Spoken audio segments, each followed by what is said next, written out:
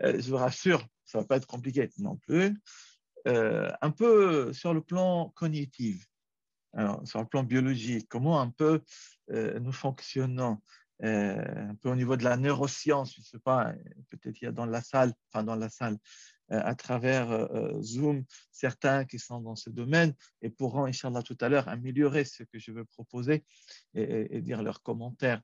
Si vous vous rappelez, j'avais dit en introduction, on a besoin, en plus de la foi, qui est bien sûr l'élément central dans notre relation avec Allah subhanahu wa ta'ala, dans le fait d'avoir cette force, ce carburant pour demander pardon, ce que nous avions appelé aussi la clairvoyance, hein, une fois que Shaitan nous attaque par une idée, par voilà, un mal qu'il nous pousse à commettre, ou notre nafs à un moment de faiblesse, etc.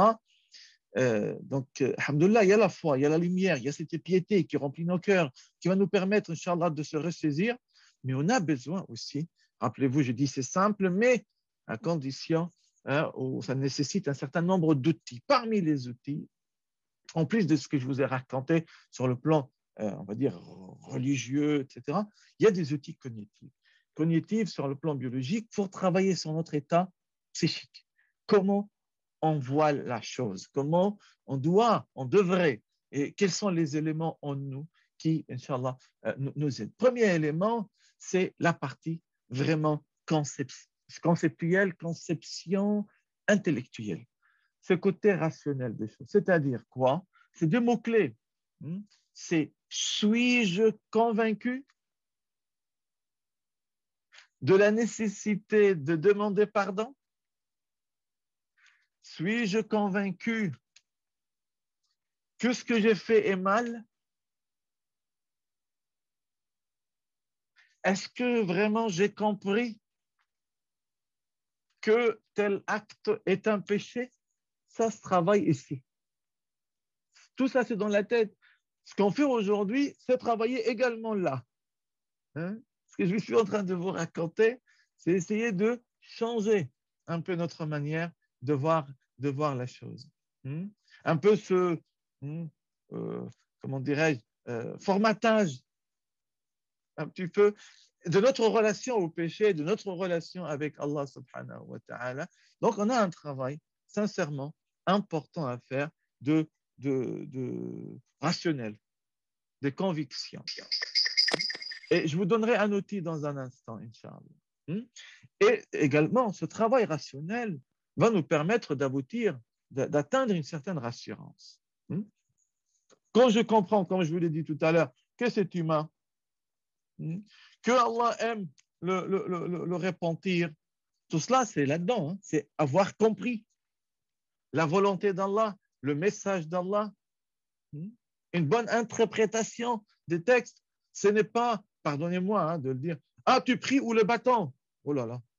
Hein, mais à ce moment-là, le jour où je ne prie plus, hein, soit je vais avoir peur du bâton, ou je vais avoir peur de mon maître, ou une honte quelconque. Ça ne sera pas un repentir sincère. Ça sera une prière par peur. Donc, on a besoin vraiment de travailler la pensée. Hein, ce côté rationnel, cette relation avec le texte, avec la volonté d'Allah subhanahu wa ta'ala, hein, qui nous aidera énormément. Parce que plus on est convaincu sur le plan rationnel, le reste viendra plus facilement. Le locomotif, comme on dit, intellectuel, est important. Alors, tout n'est pas rationnel et intellectuel. C'est pour cela on a à travailler les cœurs.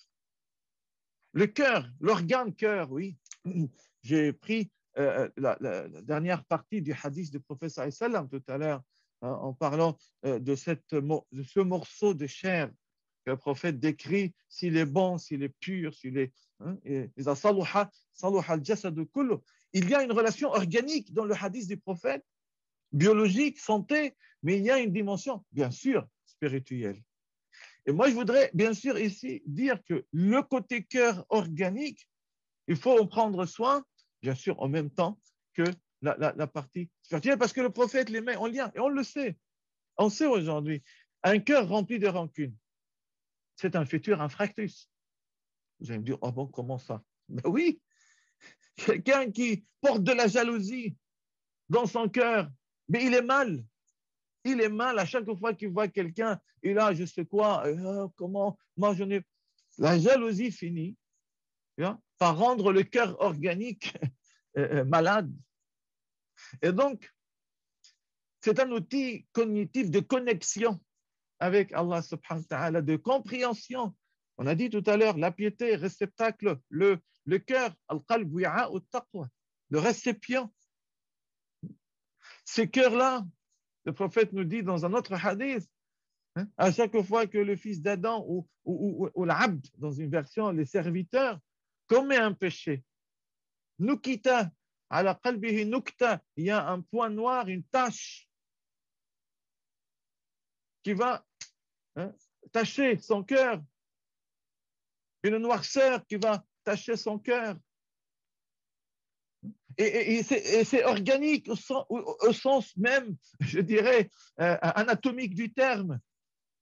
Le devant ensemble. Le cœur organique, c'est le cœur de sentiment, c'est le cœur de ressenti. Ça, la science l'a montré aujourd'hui.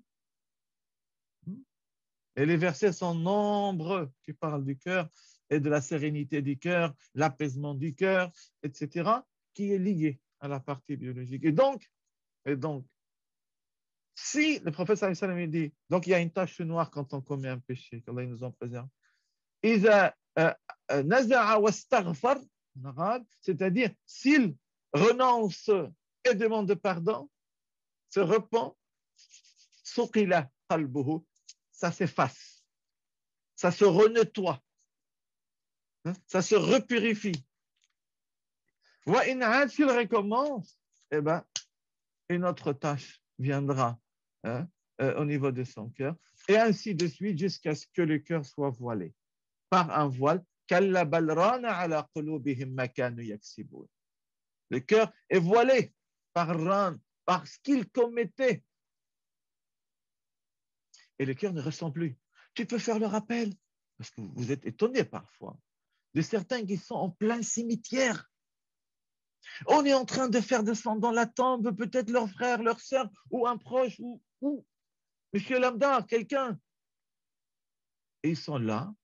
Alors, c'est vrai, quand si c'est un frère, une sœur du sang, ou un ami très proche, c'est pas évident. Mais j'en ai vu. Ils sont en train de fumer une cigarette. Ils sont en train de tchatcher et raconter des blagues. Ils sont en train de rigoler comme s'il n'y a rien. Et tu te demandes, mais c'est quoi ça? Alors, on est dans un moment où il doit nous ouvrir grand les yeux du cœur, les yeux de la tête même, et de la rationalité, si on a. Et bien sûr, mais le cœur est voilé, irressemblé, dur. Malheur à ceux qui ont les cœurs durs, qui ne ressentent plus. Donc, du coup, ils ne se rendent plus compte qu'ils font un péché. Pour eux, non, c'est normal. Ah ben, normal de faire ça ou ça ou ça. Normal. Alors qu'il n'y a rien de normal. Au sens religieux, je dirais même au sens humain. C'est pas normal d'aller piquer à Auchan. C'est pas normal d'aller voler une voiture. Etc., etc. La liste est longue. Donc, le cœur est important, il faut en prendre soin, dans tout le sens du terme, pour le rendre capable de recevoir. La côté cognitive, sur le plan biologique, neurologique, c'est une connexion, communication. Et si vous voulez utiliser ce côté cognitif qui passe et doit passer aussi par le cœur pour obtenir un cœur qui frémit au rappel d'Allah. Le rappel qui mène au pardon sincère et au repentir efficace. Écoutez ce verset. Allah nous dit Alam ya'ni lillazina amanu an takhsha'a qulubuhum li dhikrillahi wa ma nazala min al-haqq.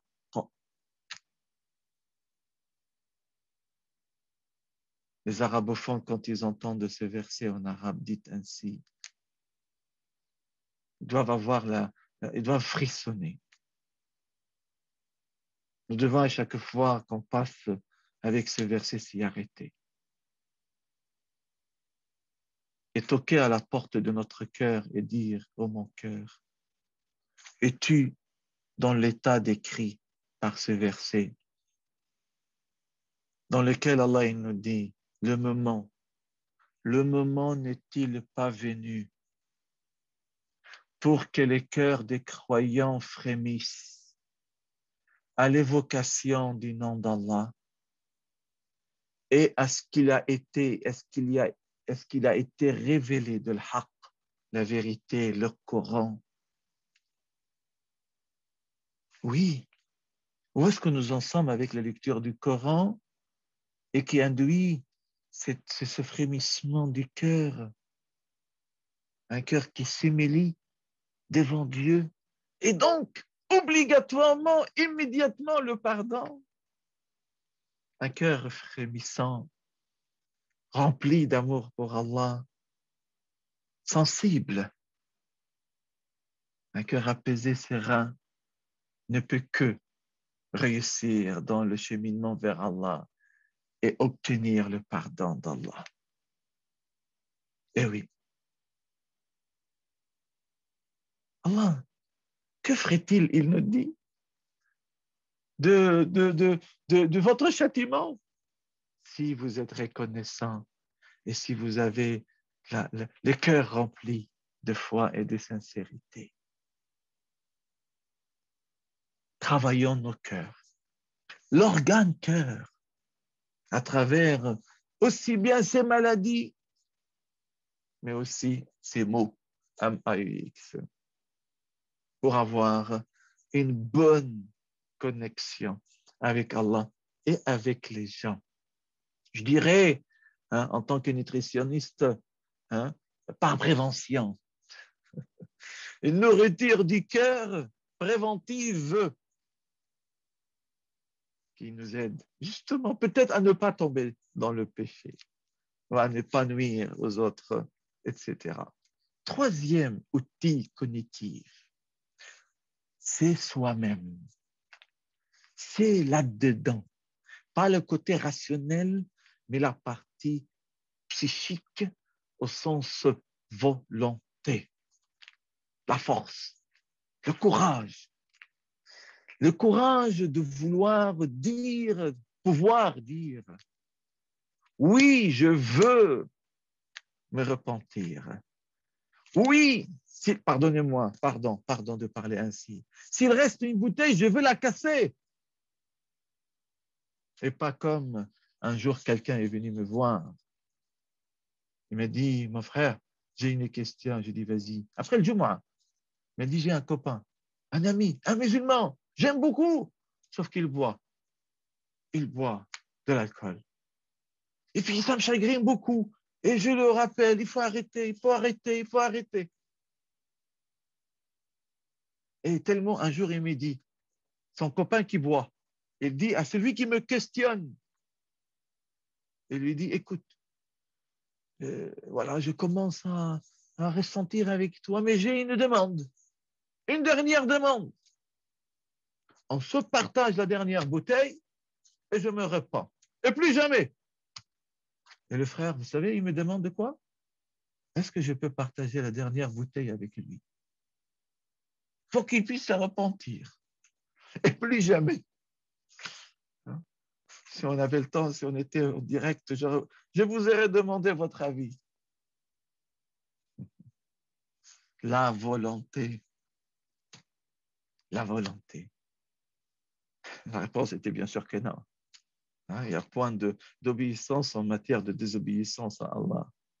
S'il veut se repentir, il le fait pour Allah, parce qu'il est convaincu, la raison, parce qu'il aime les cœurs, parce qu'il veut sincèrement la volonté qui le pousse justement à avoir la motivation de casser cette bouteille, plus jamais, ou de dire pardon, c'est le contrat de mariage, pas autre chose.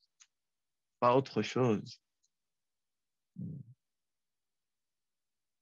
Ou d'autres éléments, des sources de péché. Vous savez, celui qui voit un mal, dans un hadith du prophète, c'est de le mettre fin par la main. Ça veut dire quoi par la main? Ça veut dire prendre cette bouteille, la casser, la mettre à la poubelle. C'est ça la main. Hein? C'est-à-dire, si tu as une clé USB ou tu as les CD, je ne sais pas si ça existe encore des CD, ou avec n'importe quoi dedans, ou des sites Internet où tu as le lien, malheureusement, tu as été malheureusement noyé dans certaines débauches, qu'Allah nous en préserve. Ainsi fait que tous ceux qui m'écoutent, hacha, comme je ne parle pas de vous, mes frères et sœurs, c'est tel.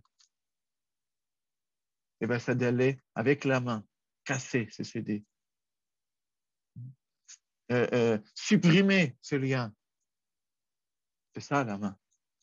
Avoir une volonté de se repentir pour obtenir, réussir le pardon d'Allah, avoir la motivation et la guidance.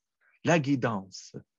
Et tout cela aboutira nécessairement, si c'est bien travaillé, et ça sur le plan physiologique, cognitif, biologique, si vous voulez, les sens, al-jawarih, les mains n'oseront plus mettre dans le sac de quelqu'un, n'oseront plus frapper la qaddar Allah, qu'Allah nous en préserve, quelqu'un, n'oseront plus aller chercher à ouvrir une voiture pour la voler, n'oseront plus, vont répondre positivement, parce que je suis convaincu, parce que mon cœur est connecté, parce que je veux garder toujours une bonne relation avec Allah subhanahu wa ta'ala. Et si jamais, eh bien tout de suite, mes sens réagissent, parce qu'ils sont en alerte. Ils sont en alerte positive. On n'est pas dans des perplexes. On n'est pas en train de dire il faut avoir une psychose. Non, et je n'ai parlé.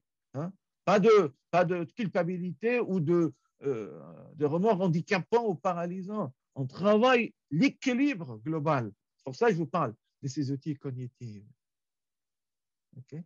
Et normalement, nos sens répondent, obéissent à ce que tu veux, à ce que tu y es. Tu es admis par ta tête. Et ton cœur veut que tu aimes être et faire. Et bien sûr, on s'engage dans le changement.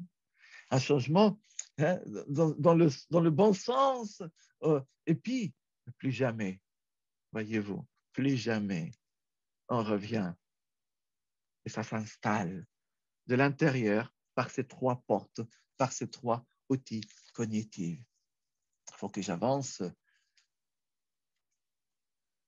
Alors, un des éléments importants pour travailler ces côtés cognitifs, on l'a dans notre religion, al-muhasaba, l'auto-évaluation. Alors, ça existe dans toutes les sociétés, si vous voulez, les entreprises, partout. Un bilan, c'est quoi? Mais un bilan, c'est une auto. Ce qui a marché, ce qui n'a pas marché. N'est-ce pas? Le débriefing, c'est quoi? Mais c'est essayer de... faites un débriefing avec vous-même. Un débriefing régulier, ce sont des stations, j'aime beaucoup ce terme, d'épuration spirituelle, et qui va obligatoirement te mener à cheminer et donc à demander pardon et l'obtenir, Inch'Allah, associé à ce qu'on appelle le muraqaba en arabe, c'est-à-dire le fait d'observer Allah en nous. D'être convaincu par la tête, par le cœur, que Allah te regarde. Adorer Allah comme si tu le voyais. Et si tu ne le vois pas, par les yeux de ta tête, que tu sois convaincu rationnellement, 1 plus 1 égale 2, il te voit. Il te voit. Et bien sûr, tu le vois par les yeux du cœur, par l'amour que tu portes pour lui. Et quand tu associes ce moment, j'allais dire, d'examen de conscience, alors ça peut être quotidien, ça peut être les 10 dernières nuits, bien sûr, et il faut en profiter pour faire cela. Prenez un peu de temps pour vous, pour essayer de se dire, tiens, qu'est-ce que j'ai fait, qu'est-ce que je n'ai pas fait, Où est-ce que ça a manqué, le mois de Ramadan? Et au-delà, quelles sont les lacunes?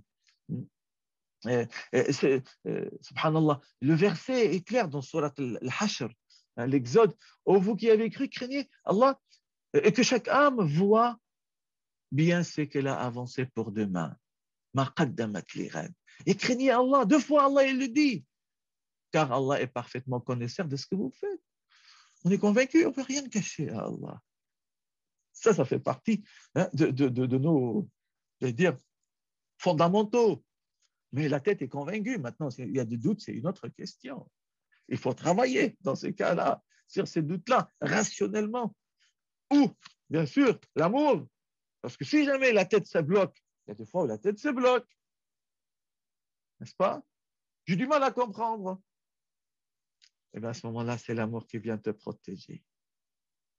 Et protéger ta foi, protéger ta relation avec Allah. Tout ça, c'est du cognitif. Et moi, j'en suis persuadé. Ça se connecte comme ça sur le plan neurologique et communication. Mais on s'entraîne avec le temps, à force de faire ce moment d'auto-évaluation, la balance, où j'en suis, puis on avance, et puis on avance.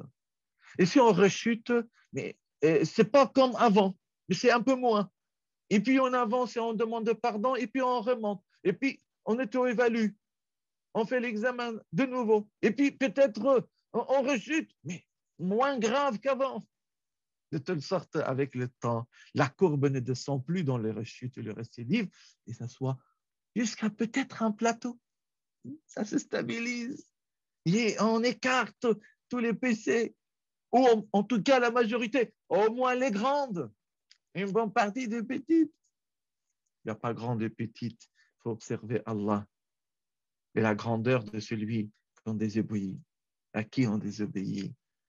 À ce moment-là, vous ne dites pas ça c'est grand, ça c'est petit.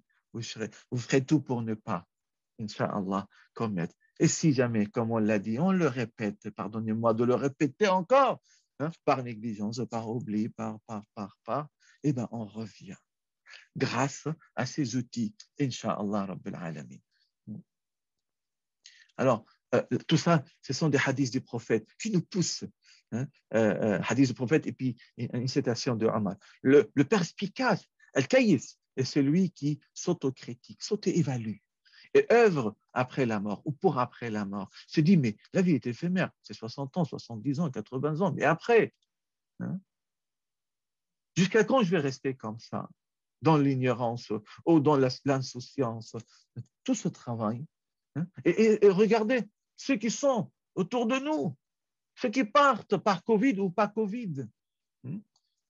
Et l'après. Et quand vous êtes sur la tombe de quelqu'un, vous vous dites, mais peut-être vous serez le prochain. Le fait de penser à la mort fait partie de ces éléments, de ces outils importants, sans psychose.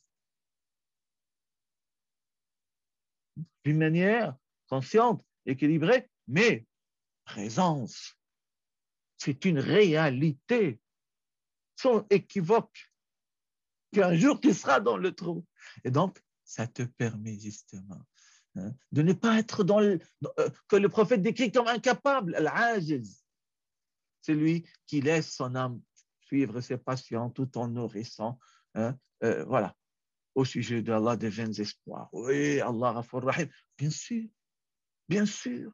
Mais Allah Ghafur Rahim, pour celui qui chemine vers Allah, tu viens un coudé ou un shibr. Allah, il vient un coudé. Donc, et tu viens un mètre. Allah, il vient 10. Tu viens en marchant, Allah, il vient au courant. Mais il faut faire l'effort. Ceux qui font l'effort en nous, pour nous, nous allons les guider vers nous, les acceptant, les accepter et leur donner le pardon. Jugez-vous, Amar dit, avant d'être jugé, pesez vos actions, avant que soit pesé contre vous, car le jugement sera d'autant plus léger demain si vous vous jugez aujourd'hui. Et embellissez-vous par la présentation suprême. Ici-bas, et les 10 dernières nuits du mois de Ramadan s'apprêtent, le sang, une occasion. Allah a voulu que ce soit ainsi pour justement atteindre ce niveau-là, pour arriver à être le perspicace qui cherche, voilà, à tout faire pour que, Inch'Allah, ces péchés soient bien effacés. Alors, un autre schéma rapide. 3 piliers pour obtenir ce pardon, le réussir. Vous l'aurez compris, je le schématise, je suis sûr, sur le plan pédagogique, vous allez le retenir. Il faut. Et plus les 3 sont réunis, plus vous allez réussir à obtenir le pardon. Il faut choisir le moment, le quand, n'est-ce pas? Le où, le lieu, et comment. Quand, où, comment. Les 3 réunis vous permettront, Inch'Allah, de cibler le pardon d'Allah, de l'obtenir à 100%, Inch'Allah Rabbil Alamin. Les exemples sont multiples. Je n'ai pas le temps, alhamdoulilah. Le moment, le dernier tiers de la nuit, n'est-ce pas? Allah, il descend au dernier ciel de Dunya. Ici, il dit, y a-t-il quelqu'un qui me demande de pardon? Eh bien, je le pardonnerai. Ou d'autres besoins. J'ouvre des parenthèses, tous ceux qui sont aujourd'hui dans le besoin sur le plan économique, social, le désespoir, voilà, la dépression, le problème que nous vivons. Dites Ya Allah, Ya Allah, Ya Allah, Ya Allah, Ya Allah. Pour vous, pour vos enfants, pour trouver un mari, une épouse, un boulot, enfin, tout ce que vous... Ya Allah. Et bien sûr, le pardon. Le moment est important. Entre Asr et Maghrib, le vendredi, c'est un moment où les doigts sont exaucés, et donc le pardon. Les 10 dernières nuits que nous allons, Inch'Allah, vivre, bien sûr. Alors, le prophète, il nous cite, bien sûr, le pèlerinage. C'est des grandes adorations. Tu reviens du pèlerinage, quand tu l'as accompli comme il faut, d'accord? À Arafat, il y a le où, le lieu et le moment associés. Vous voyez, les flèches que j'ai, ce n'est pas par hasard que je les ai mis à double tête, à 2 sens, parce que tout se croise. Et on voudrait que les 3 soient réunis. Et ensemble, on aboutit au pardon. Et plus je demande pardon, plus je vais pouvoir rechercher le lieu, le comment, l'acquérir, l'approfondir, etc. En profiter mieux. À Arafat, comme on a dit, tu reviens comme le jour de la naissance, de ta nouvelle naissance. D'accord? Etc. Etc.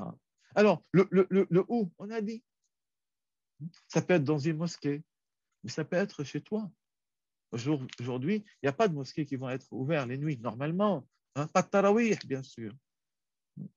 Ben, faites un musalla chez vous. C'est ce que j'ai toujours conseillé mes frères et sœurs. Un coin dans votre maison, dédié spécifiquement, pour faire un i'tikaf, cette retraite spirituelle, dans l'intention de demander pardon. Et oui, le comment. Le comment. Avec des doigts, bien sûr, spécial, pardon. Les conditions, nous les avons vues. Et puis, un autre élément important. Demander pardon à Allah sous l'angle, la manière et le comment, discrètement. Alors, c'est vrai que parfois, on peut, pour des raisons de leçons à donner à l'autre, pas de leçons au sens négatif, sur le plan pédagogique, où on raconte voilà, que, et puis ça m'est arrivé de, etc. Pour nos enfants, on peut leur dire. Ça peut être une leçon à apprendre aux autres. On peut leur expliquer ou leur dire, moi j'ai été, et puis voilà. Mais globalement, plus le pardon est discret, sauf entre vous et les gens. On est d'accord. Ça, il faut aller directement voir quelqu'un. Je vous raconte une histoire rapidement. Tu me dis, Youssef, combien de temps il me reste, s'il te plaît? Cher, termine et puis on va passer aux questions-réponses, Inch'Allah. Termine, c'est-à-dire quoi, 5 Normalement, on minutes? est censé terminer à 16 heures, mais c'est tellement intéressant qu'on peut dépasser un petit peu. Bon, Inch'Allah, rapidement, et mes excuses, mes frères et sœurs. Alors, une histoire rapide, ça s'est arrivé à l'époque de Moussa, alayhi salam. Vous l'avez peut-être entendu parler, c'est tellement parlant que je vais la citer.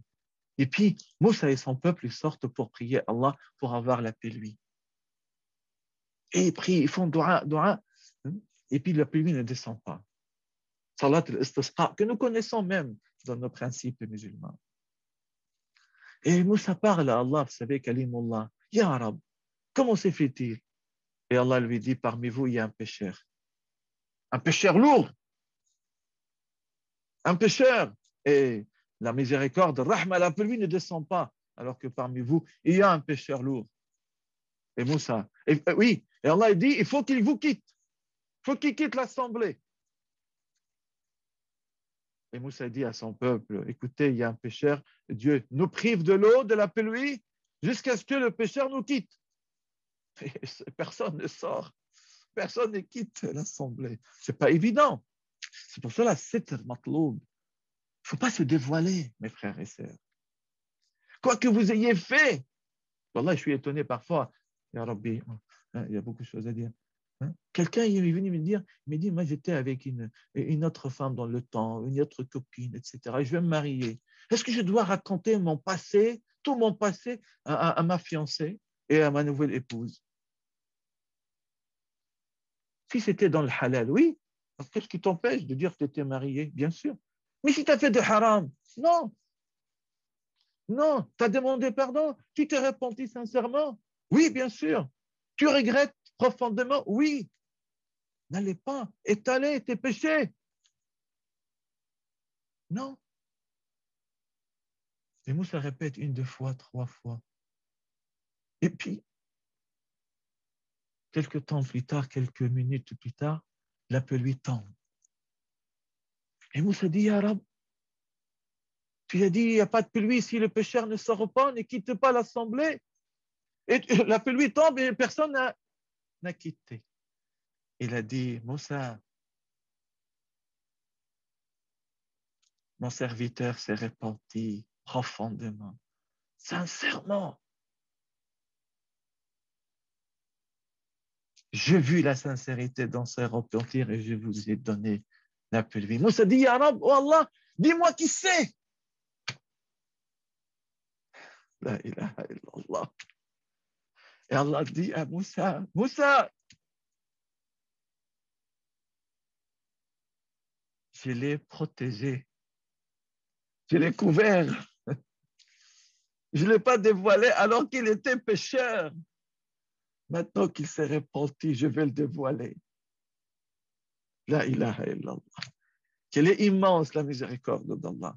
Wallahi, mes frères et sœurs, dans notre vie, on ne se rend pas compte. Les péchés, effectivement, voilent les cœurs, mais mettent des barrières entre nous et énormément de choses dans la vie. Des barrières vis-à-vis de trouver un bon travail ou fonder une bonne famille, ou beaucoup de choses. Et quand le pardon arrive, avec une bonne manière, au bon moment, au bon endroit,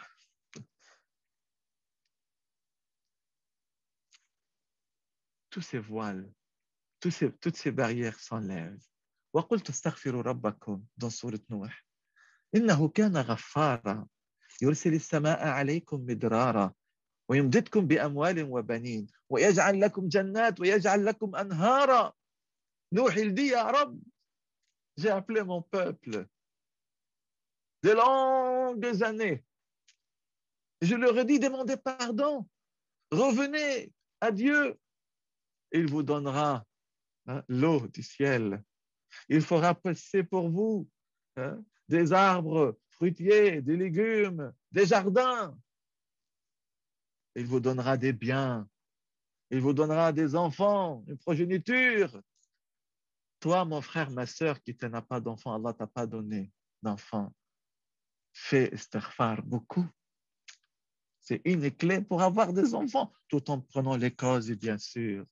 Toi qui as un salaire limite, et tu veux plus, normal, c'est humain. Fais shukr, la reconnaissance, et beaucoup de istighfar, parce que les zunub, les péchés, bloquent la nourriture à rizq. Et tu verras, Inch'Allah, tu auras une prime à la fin de l'année, ou peut-être une augmentation, ou peut-être un autre boulot avec un meilleur salaire, ou peut-être un baraka dans ce que tu as, etc., etc., etc. Alors, voici le dua de l'istighfar, le maître de l'istighfar, que vous connaissez. Je ne vais pas m'attarder là-dessus. Allahumma anta rabbi la ilaha illa anta khalaqtani. Vous pouvez dire astaghfirullah, astaghfirullah, ça passe. Allahumma aghfirli, Allahumma arhamni, Allahumma aghfirli, Allahumma arhamni. C'est ma'sour, rapporté par le prophète sallallahu alayhi wa sallam. Cette forme, Allahumma aghfirli, Allahumma arhamni. Et puis celui-là, un peu lent, mais c'est bien de le retenir. Allahumma anta rabbi la ilaha illa anta. Oh Allah, tu es mon Seigneur, il n'y a de divinité autre que toi. Tu m'as créé, je suis ton serviteur. Wa ana ala ahdika. Je suis sur l'engagement que tu m'as, avec toi que je nouais, le témoignage de Ashhadu, la promesse, tant que je peux. Je te demande protection contre le mal que je puis commettre. J'avoue mes péchés et je reconnais tes bienfaits sur moi. Je n'ai pas été à la hauteur. Je n'ai pas mérité les bienfaits par rapport à des péchés que je puis commettre. Tu reconnais. Tatazallal ilallah. C'est une humilité positive devant celui qui t'a créé. Farferli, pardonne-moi, ya Rab. Il n'y a que toi qui pardonnes les péchés. Retenez-les. Choisissez les zikrs qui effacent les péchés. Demandez pardon et surtout les moments propices, nous en avons parlé. Moments calmes, avec sérénité.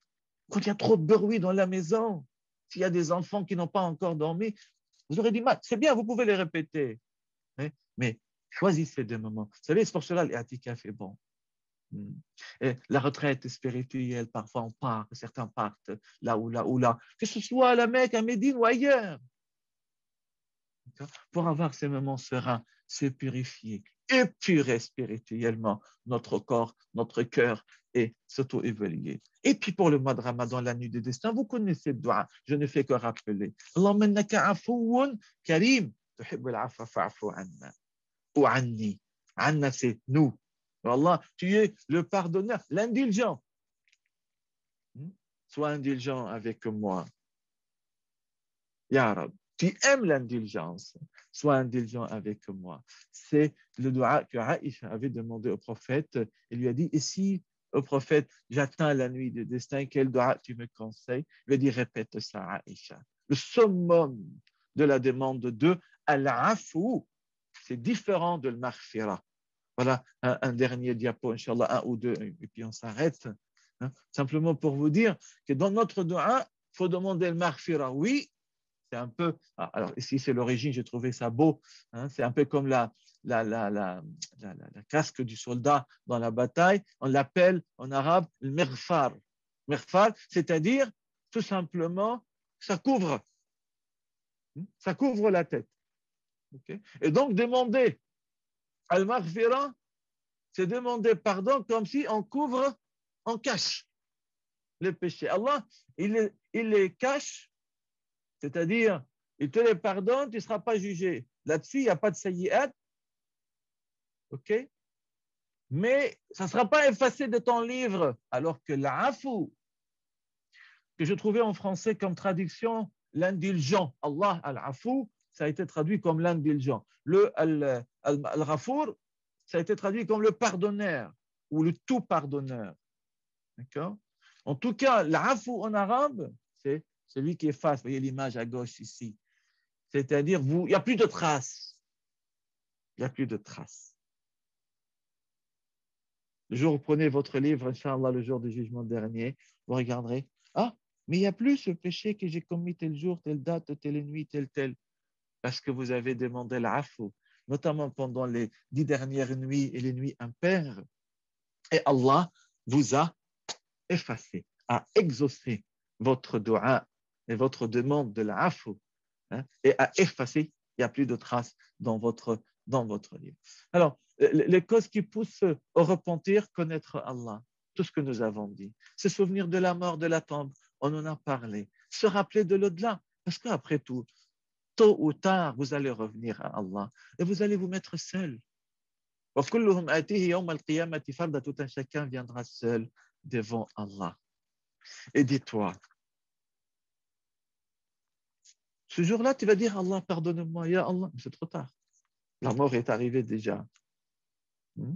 Si tu l'avais fait avant, sincèrement, avec les conditions, les repentir, etc., Le fait de comprendre tout cela de cette manière, d'avoir présent dans notre état psychique ces éléments-là, dans notre convaincu, les cœurs, etc., la volonté, hein, les trois piliers, eh ben, on finira, Inch'Allah, par avoir toutes les causes nécessaires qui nous permettent d'obtenir et de réussir notre repentir et notre pardon et connaître les péchés, bien sûr.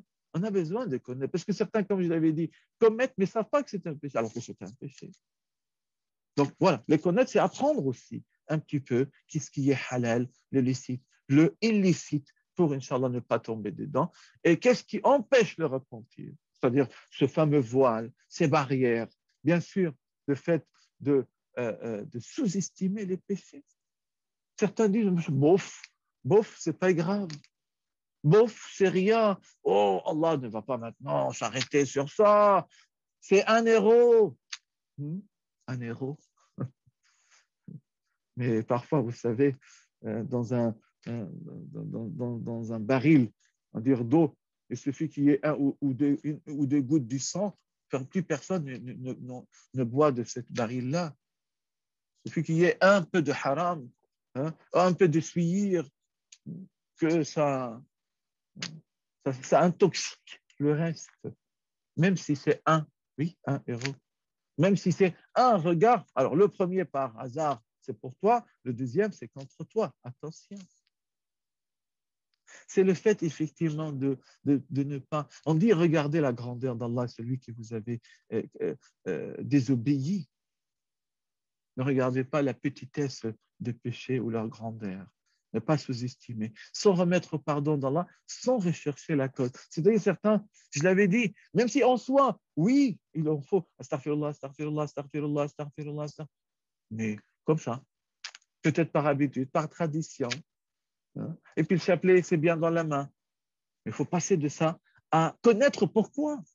Avoir présent dans la tête, pourquoi et de quoi tu t'es repenti. Moi, quand je m'assois avec les frères, les jeunes, etc., je ne sais pas si on a déjà fait au Havre, hein, on commence à faire istighfar collectivement. Alors, on fait le surat, alhamdulillah, mais parfois, je fais des séances de istighfar. Et Inch'Allah, peut-être le 10 mai, on le fera, hein, si l'occasion nous le facilite via le Zoom. Et j'ai dit à chaque frère et sœur présent, pensez à chaque fois que vous dites astaghfirullah, astaghfirullah, à tel péché, à tel péché. Faites défiler la liste des péchés depuis que vous aviez 10 ans, 15 ans, 20 ans peut-être, ou des choses que vous aurez oubliées. Et dites, Ya Rab, en faisant astaghfirullah, astaghfirullah, hein, que je l'ai fait pour des péchés tels, dont on se rappelle ou dont on ne se rappelle pas. Mais listez dans votre tête les causes. Alors, on peut faire un istighfar général, comme j'ai dit, mais plus on liste de causes, plus on ne revient plus après. Voyez-vous? L'espoir d'une longue vie, al-ghafla. Oui, j'ai le temps. Oui, j'ai le temps. Oui, j'ai le temps. Quand j'irai au pèlerinage, comme nous l'avions dit, etc. Al-ghafla est terrible. Hein? Et donc, le fait d'espérer très, parce que voilà, je suis encore jeune, je profitais de la vie, tout cela, malheureusement nous empêche de faire d'obtenir un bon pardon et de faire un bon repentir.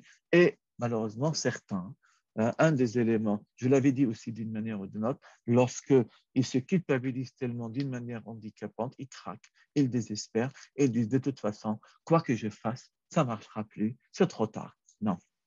Il ne faut pas tomber dans le pronote, comme on l'a dit, c'est le méconnaissant ou le mécréant qui désespère de la miséricorde d'Allah.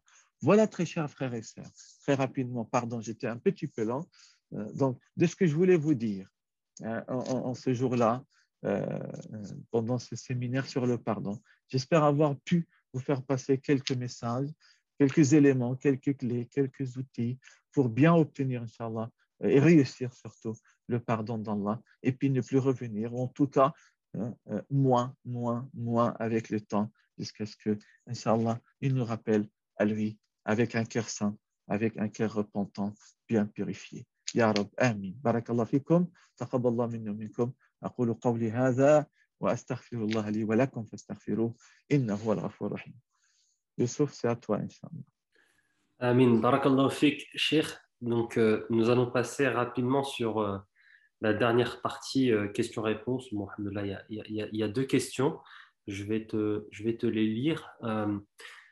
Comment agir lorsque l'on vit avec un proche, mon frère, avec qui on ne peut rompre le lien, qui a le cœur mort, qui ne réagit ni aux épreuves de la vie, mort, maladie, la joie, qui est inutile, voire nuisible au bon fonctionnement de la famille. Comment continuer à avoir un bon comportement envers cette personne qui n'est ni reconnaissante ni correcte? Son comportement est fatigant et la patience a des limites. Les parents patientent et espèrent qu'il revienne à Dieu, mais la fratrie souffre du mauvais comportement de celui-ci et cette situation nous amène à avoir un cœur mauvais. On demande à Dieu de nous en épargner. Eh oui, mon cher frère, ou ma sœur, celui qui a posé la question. Oui, ça peut exister, mais jamais de désespoir. Quelqu'un m'a raconté un jour l'histoire pour sa fille.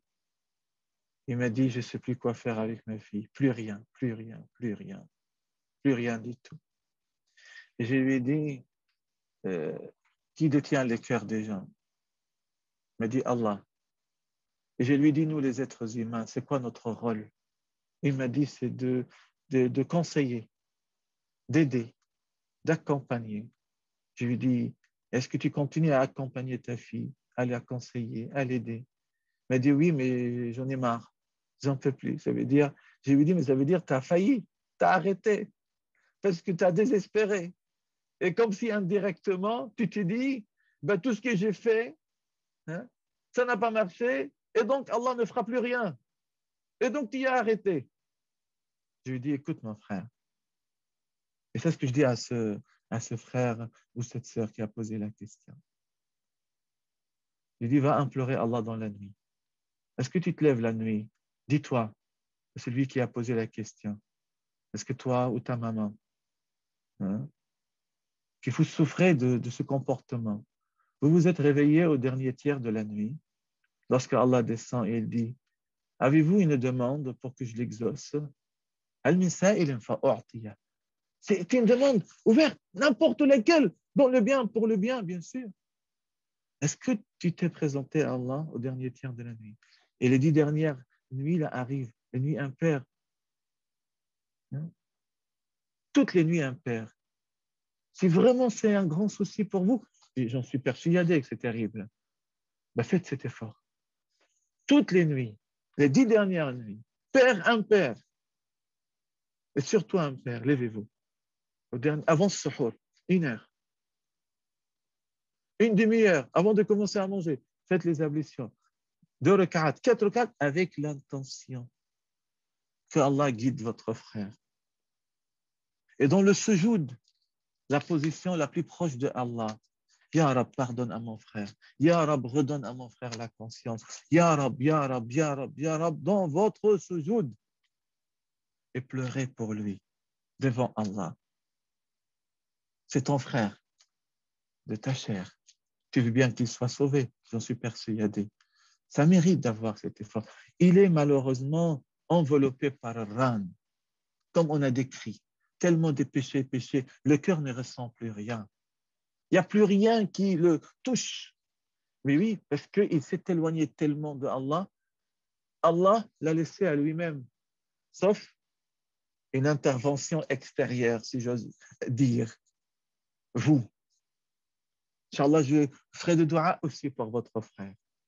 En cette intention, rien que pour vous, Inch'Allah. Et nous tous ici, nous ferons de dua pour vous, pour tous nos frères et sœurs qui sont égarés dans cette état. Faites-le. Vous savez ce qu'il m'a dit, le frère? Il l'a fait. Et il a choisi, il l'a fait dans la chambre de sa fille, en priant et en pleurant. Et la fille se réveille un jour. Papa, qu'est-ce qu'il y a? Il lui dit, voilà, j'ai pris Dieu pour toi. Pour moi? Tu fais tout ça pour moi à ce point? Et petit à petit, Dieu lui a adouci le cœur. Il a vu. Et Allah a exaucé. Les doigts, les larmes. Faites l'effort, Inch'Allah. Et ne désespérez jamais. Et n'arrêtez jamais le doigt. Même dans un an. Jamais. Dis-toi que la qaddar Allah, qu'Allah il le préserve, nous préserve. La qaddar Allah, il décède dans cet état, où est-ce qu'il serait? Tu serais content? Non, surtout pas. Donc ça mérite de faire un effort. le plus longtemps possible, le temps que, Inch'Allah, il reviendra par la grâce d'Allah.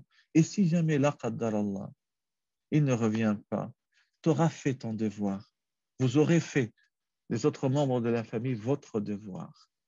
Nuh, alayhi salam, a fait son devoir vis-à-vis de son fils, de son épouse même. Et le prophète Lot également vis-à-vis de son épouse. Et si Allah nous a cité ces exemples, ces récits dans le Coran, pour nous dire, faites l'effort, les causes, les doigts. Et après, si ça ne marche pas, c'est que, voilà, cet enfant, cette épouse ne voudra pas. Et Dieu l'a laissé à elle-même, à lui-même. C'était le cas de ce que je viens de citer pour Nuh et l'autre. Ça pourrait, malheureusement, être pour nous, des fois. Mais n'abandonnez pas, continuez. Et Inch'Allah, il reviendra. Ya Rab, Ya Rab. Wallahu a'lam. Barakallahu fik, cher, pour cette réponse. Rapidement, on va passer aux autres questions.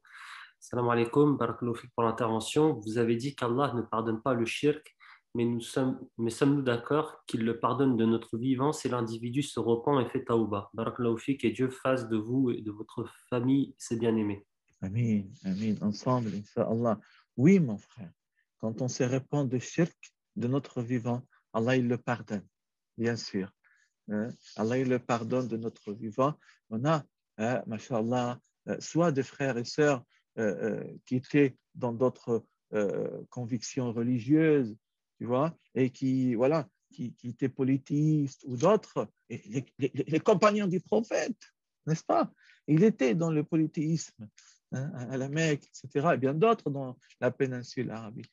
Et quand ils sont repentis, quand ils sont revenus, alhamdulillah, donc ils ont tourné la page et Allah a accepté. Effectivement. Allah, il pardonne aussi certains péchés, tu vois, que l'individu n'a pas demandé lui-même des pardons dans son vivant, mais après sa mort, on lui a demandé pardon.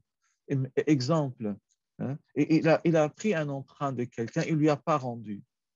Il a volé quelque chose, il n'a pas rendu. Puis, après sa mort, le propriétaire du bien ou celui qui a été volé a appris la chose.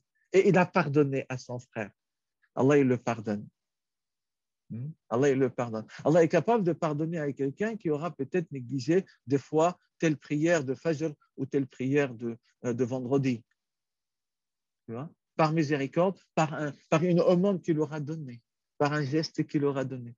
Mais shirk, l'association, s'il n'est pas fait de son vivant, il n'y a rien qui puisse par la suite le pardonner. Qu'Allah nous en préserve. Amin. Devons-nous aller voir des gens pour lesquels on a commis des péchés avant une conversion à l'islam? Si on s'est repenti et qu'on a réparé par des aumônes en leur nom, est-ce que cela peut réparer ou devons-nous aller les voir? Le risque est qu'il y ait une mauvaise image de nous ou alors ils habitent loin ou on n'a plus vraiment de contact. Oui. Alors, pour commencer par les deux derniers cas, c'est-à-dire on n'a plus aucun contact, disparu de vue, comment dire. Il n'y a plus de traces.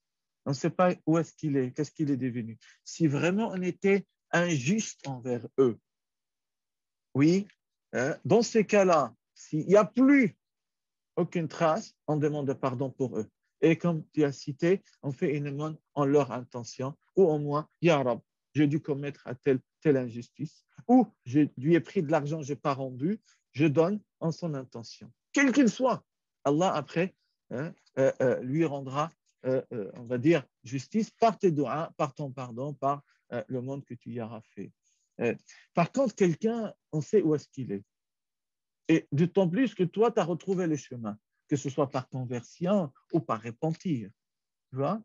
Et cette personne à qui tu as commis une injustice avant, il est là, il est le voisin d'à côté, il est peut-être le collègue du travail. En tout cas, tu sais où est-ce qu'il est.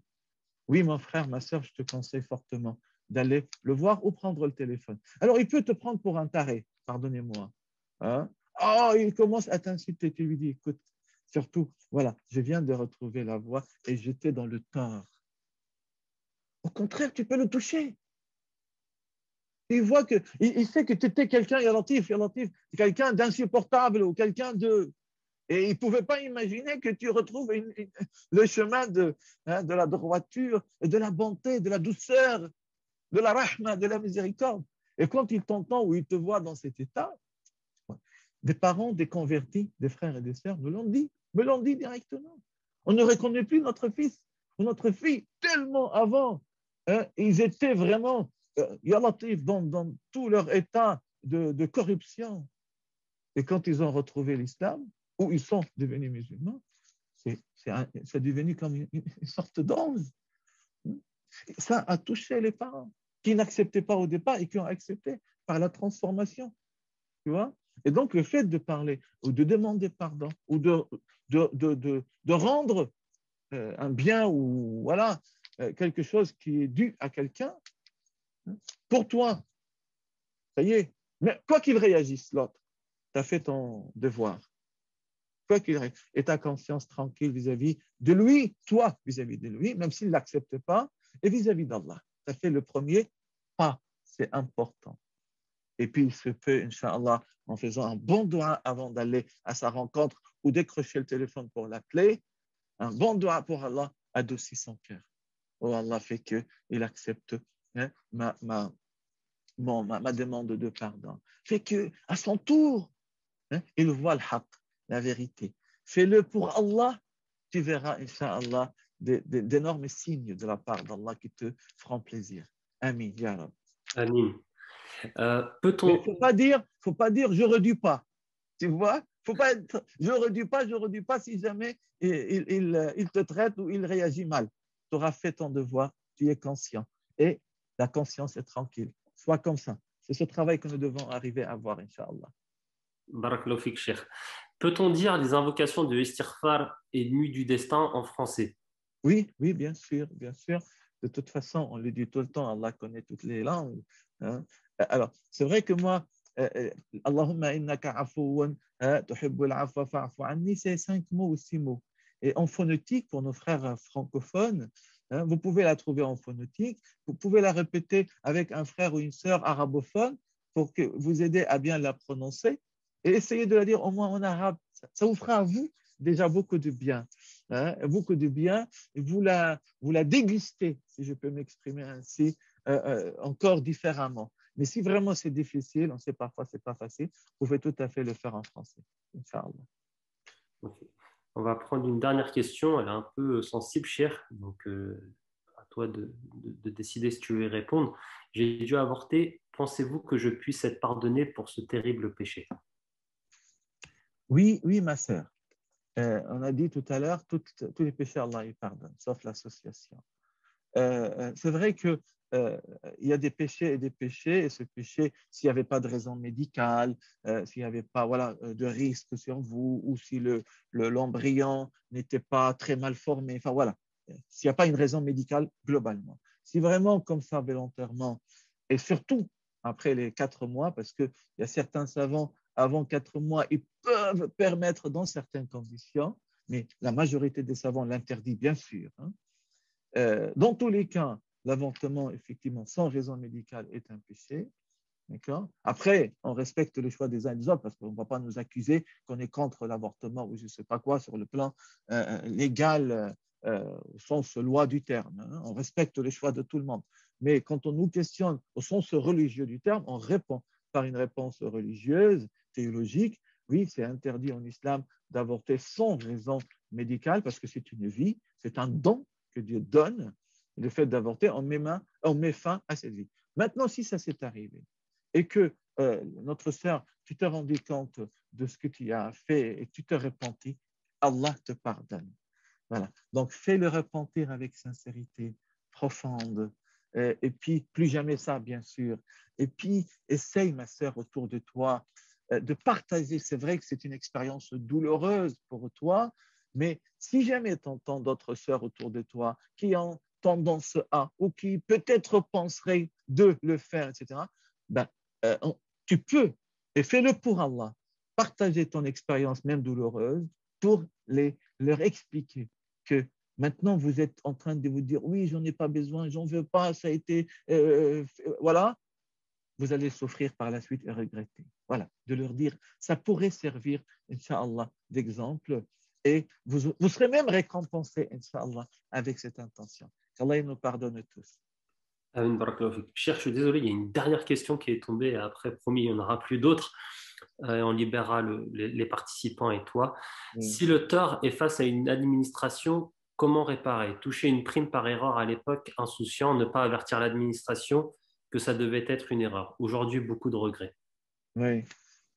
Si l'administration existe encore donc tu as encore le dossier, etc., tu peux aller leur dire que j'ai touché ça, j'aurais dû pas, aujourd'hui je regrette, tu peux rendre ça. S'ils acceptent de rendre, parfois ils te disent c'est trop tard, ça a dépassé, ça fait 20 ans, ça fait je sais pas quoi.